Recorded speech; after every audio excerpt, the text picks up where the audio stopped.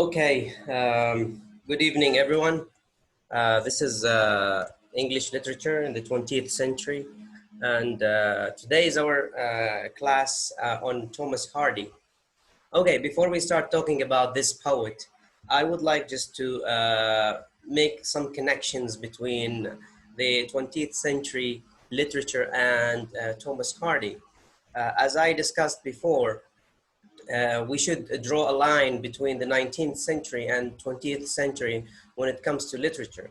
For example, in the 19th century, uh, in the 19th century, as you remember in classes in the past, it started with Romanticism, and it went up to Victorian literature, and then it ended up with the 20th century literature. So Romanticism and the Victorian literature were the major literary works that appeared in the 19th century.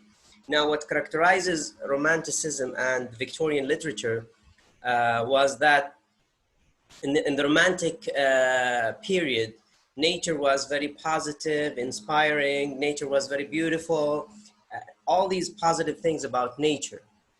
And in the Victorian age, they moved from nature to society. And they tried to show life as optimistic and progressive, that life will be better in the future, and the future there is a hope. So all these words such as optimism, hope, nature, beauty, inspiration, all these positive words are prevalent in the 19th century. But in the 20th century, especially at the beginning of the 20th century, poets start to question the idea of optimism and the idea of progress. And Thomas Hardy, is no exception. He questioned the idea of life as something that brings us hope. Now he questions also the premise that there is hope in the future. Thomas Hardy is a pessimistic, that he does not believe in any hope in the future, okay? And that's why when we read his poetry, we will find that he emphasizes two things. The first thing is that he emphasizes pessimism. He's pessimistic.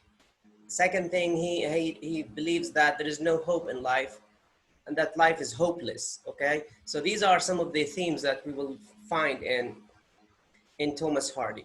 Okay, so going back to the poet, Thomas Hardy was born in 1840 and died in 1928.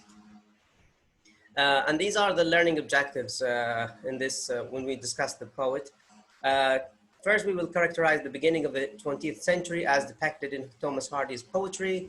Second, we will identify the elements of modernism in the poetry of Thomas Hardy and evaluate the effect of Drummer Hodge in the early 20th century discourse on imperialism. Here, the number 3, we will not discuss it. And 4, we will assess the opinion of the traditional religion expressed in Hap, the Impercipients, and the Darkling Thrush, and contrast that expression with other works from the Victorian era in the early 20th century. So in number 4, we will discuss 2 poems. We will discuss the harps, okay, the Hap, sorry. That's the first poem that we will discuss, and which means chants. And then we will discuss also the Darkling Thrush, or the darkling is a word that has to do with darkness or darkening. And thrush is a bird, is a little bird.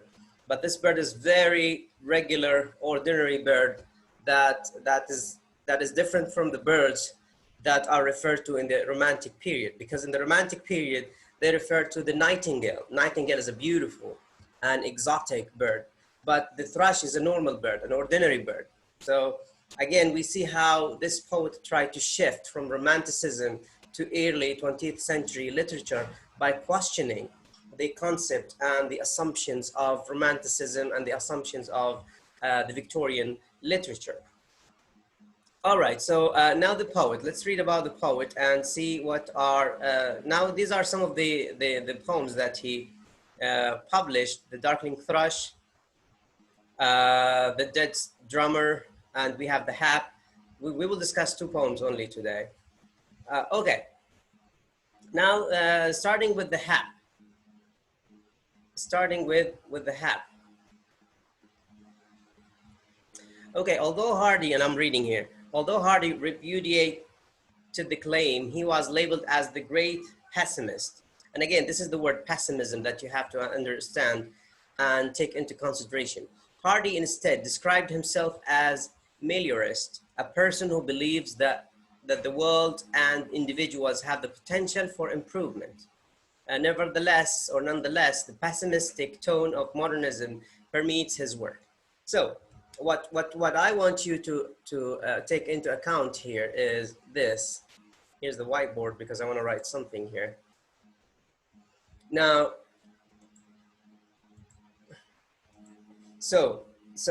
Thomas Hardy, or Hardy is a modernist poet because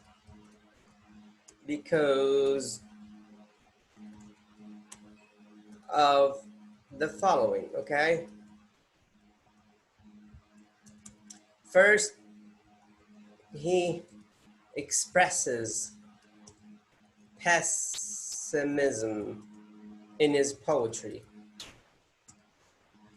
okay? He negates nature, in other words, he rejects or questions romanticism.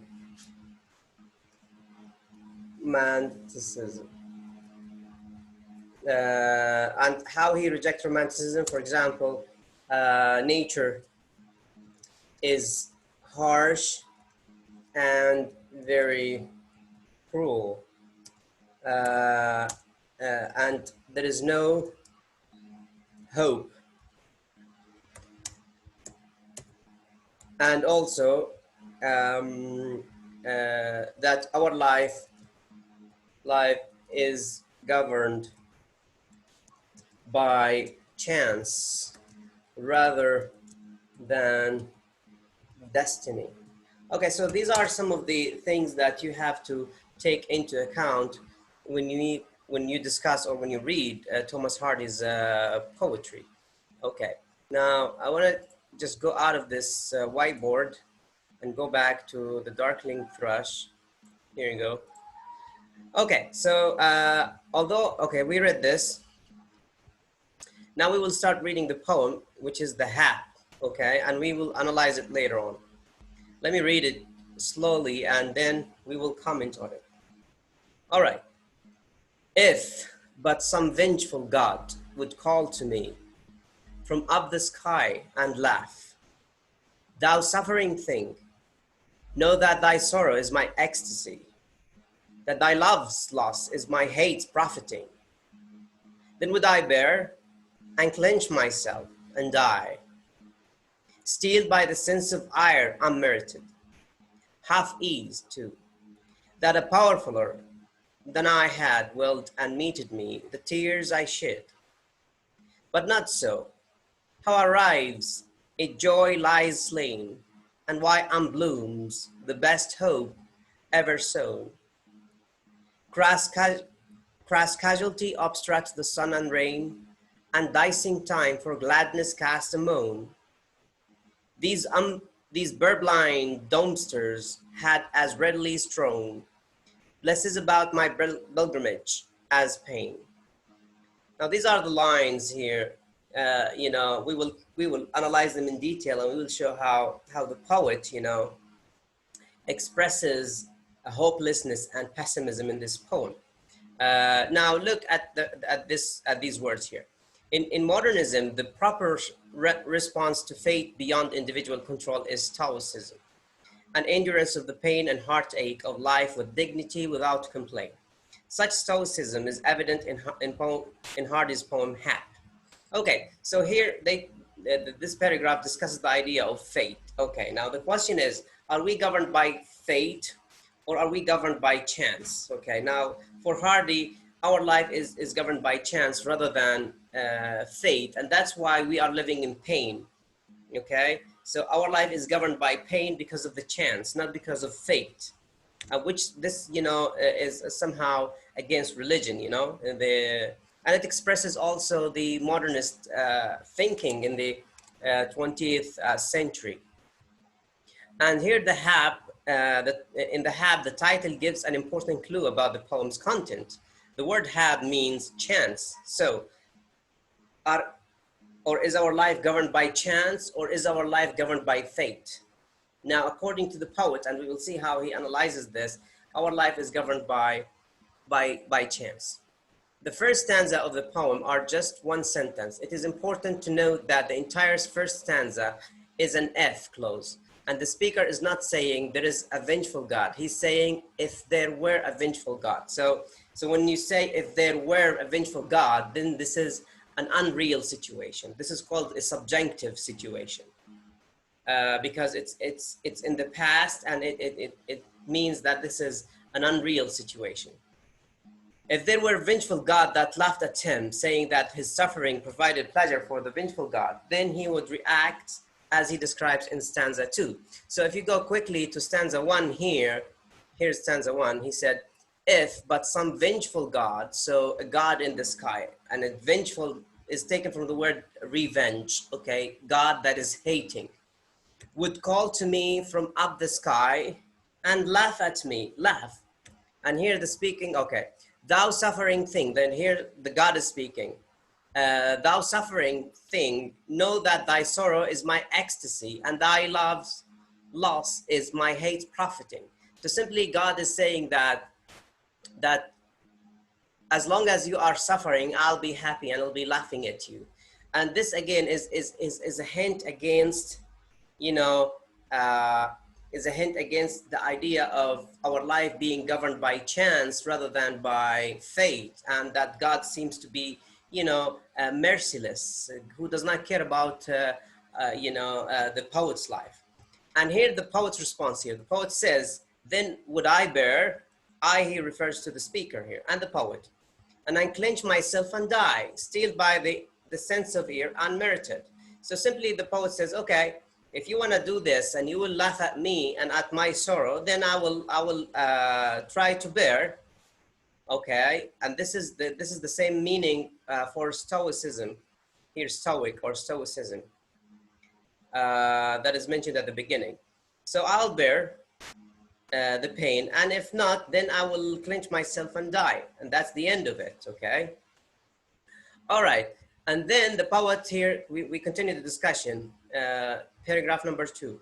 If there were a vengeful God, then he would bear the suffering stoically, halfway, finding comfort in the fact that at least there was some reason for his pain. At least some God was directing what happened to him. So he's simply saying that, okay, I will bear the suffering stoically, and if not, then I'll die, and that's the end of it. Okay, but I will know that this thing that is made by God. Okay.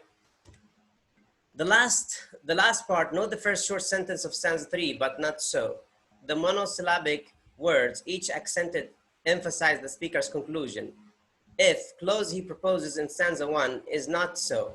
In other words, there is no God, not even a vengeful one. So here, this is very important here. And as I said, Thomas Hardy here expresses his idea of irreligiosity, or the idea that there is no God, or that God does not exist, and our life is governed by chance. And that's why he said, he does not say if there is God. He said if there were a vengeful God. When you use the past, it means that this is unreal situation, so that God does not exist.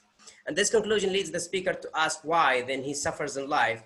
Why are his hopes unfulfilled and his happiness ruined? The last 4 lines provide the answer to his question. It is simply chance. He personifies time, picturing time rolling dice to see what happened to him. It may be good, something good, or it might be something bad. Either way, it is simply a roll of dice and a matter of chance. So if you go here, okay, but not so, how arrives at joy lies slain, and why blooms the best hope ever sown. So here, the idea that there is no hope in life, okay? And these 3 lines are very important here. Why? Because here, the dicing time, dice, I don't know if you know this game, dice. Dice is like, okay, let me show you in the internet, dice. Okay, so that's the dice. Yeah, this is the dice. I want to show you the dice here because that's the dice. Okay, so uh, the dice here is very important because simply you throw the dice and this is your life. So simply your life is a kind of a game that is based on chance rather than on fate. Okay, and what is doing this game is time. Time is throwing this dice, and this is the end of it. And here he said, and dicing time for gladness cast a moan. So simply this dice leads me to a moan. Moan means, you know, crying and being sad and cry and making a very sad tone or sound. And these purblind doomsters had as readily strewn, blessed about my pilgrimage as pain.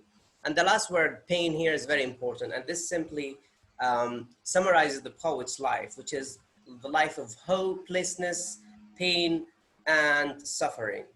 And that's his life. You know, if you compare this poem, for example, with the joyful, beautiful, happy life that the Romantics and the Victorians that they tried to depict, then there is a huge difference between the 20th century poets like Thomas Hardy, who expresses pessimism, with the Romantic poets who express optimism and hope.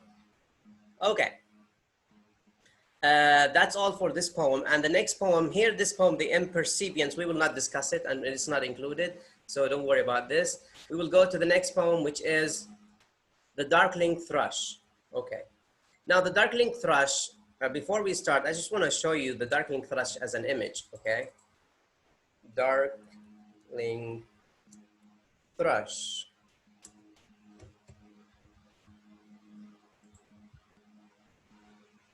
Okay, so I don't know if you see this, but I'll share it again, this screen. So this is the bird, the Darkling Thrush, okay? I just want you to see this bird so you can understand what the poem is talking about. All right, so we will go to the poem itself. Now, this is the cottage where the speaker is, or maybe the poet also, is staying at, the cottage. Okay, the Darkling Thrush, written at the beginning of a new century, is a statement of sharp contrast to the philosophy of Romantic period, 100 years before this poem was written. Hardy dated this poem 31 December 1900, the eve of the new century. So simply this poem is like 100 years, like this poem is younger when it compares to, or contemporary when it compares to the Romantic, period. The Romantic period was 100 years, later or back. So that was very, old. And here, this is the setting where the poet is trying to imagine. Okay, look here at the poem. I'll read the poem and then we will analyze it as we analyze the previous poem. The Darkling Thrush. I leant upon a coppice gate when frost was spectre gray, and winter's dregs made desolate the weakening eye of the day. The tangled vine stems scored the sky like strings of broken lyres, and all mankind that haunted nigh had sowed their household fires. The land's sharp features seemed to be the century's corpse outlean. His crypt the cloudy canopy, the wind his death lament, and the ancient pulse of germ and birth was shrunken hard and dry, and every spirit upon earth seemed fervilous as I. Okay, at, at once a voice arose among the bleak twigs overhead, in a full over-hearted evensong of joy illimited. An aged thrush, frail, gaunt, and small, in plastered beruffled loom, had chosen thus to fling his soul upon the growing gloom. So little cause for carolings of such ecstatic sound was written on a terrestrial things, afar or nigh around, that I could think there trembled through his happy good night air, some blissed hope, whereof he knew and I was unaware. Okay, so let's go to the analysis of the poem. First of all, before we start analyzing the poem, I want you to look at this, description here. And I want to add it here. Okay, here. So romanticism, okay? So romanticism glorifies nature, okay? So nature is sorry, is beautiful and healing, okay? Life is positive and cheerful.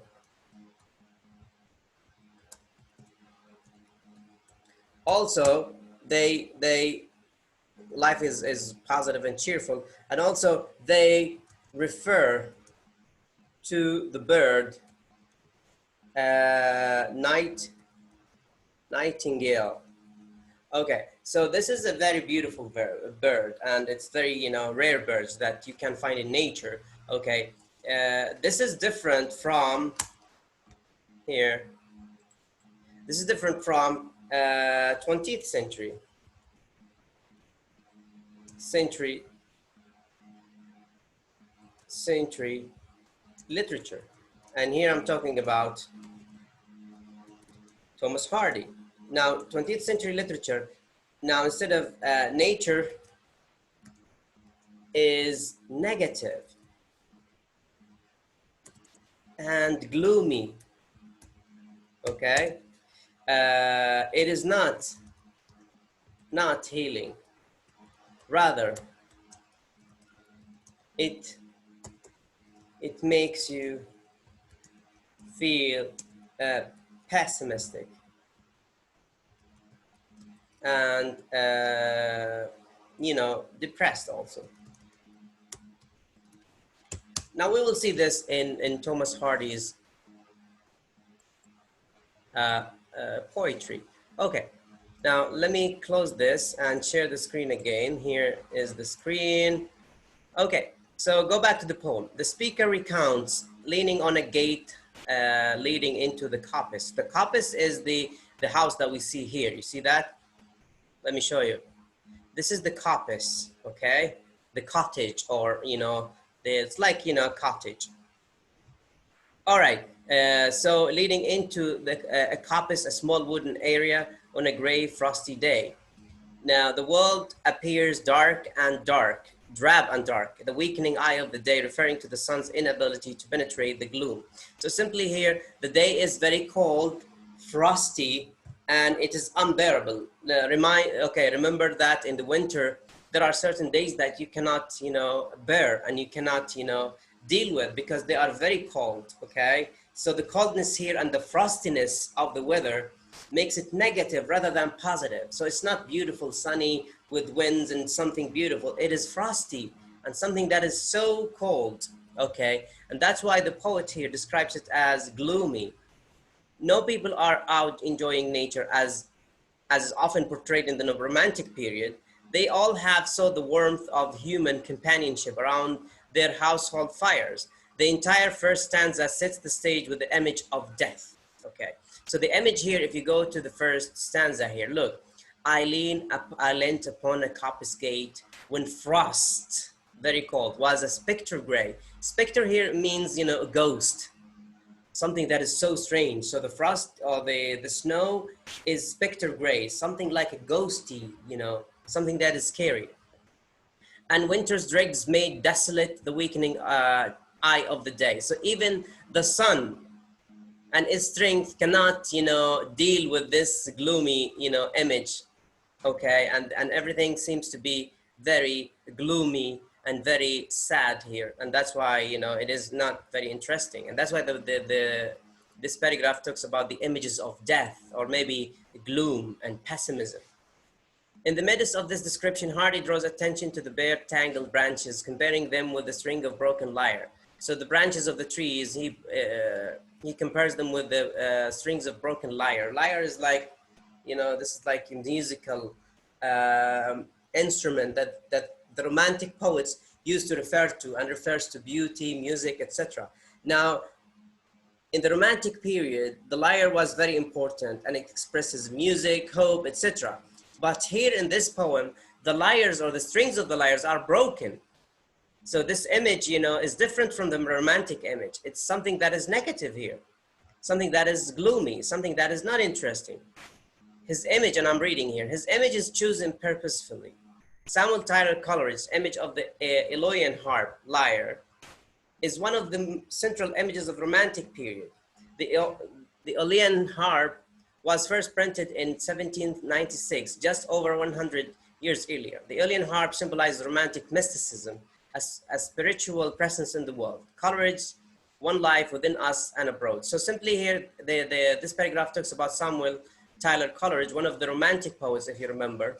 And this poet uses the Eolian harp or lyre to refer to spiritual presence, to music, to mysticism, to beauty, all these positive images. But here in this poem, this lyre is broken, and that's very interesting. Moving through nature, including human beings. Hardy says that Eolian harp is now broken and that the image no longer works. His universe is not spirited filled, but lifeless and dried up. The land itself looks like a corpse. And here, this is very interesting here, because if you go here, he said, the tangled vine stems cord the sky like a string of broken wires. The tangled vine stems here, he refers to the branches of the tree. They are like broken strings of broken lyre. And all mankind that haunted nigh had sowed their household fire. So everyone is sitting inside their house because it's very cold and nature is not friendly here. Nature is scary. And the land's sharp feature seems to be the century's corpse outline.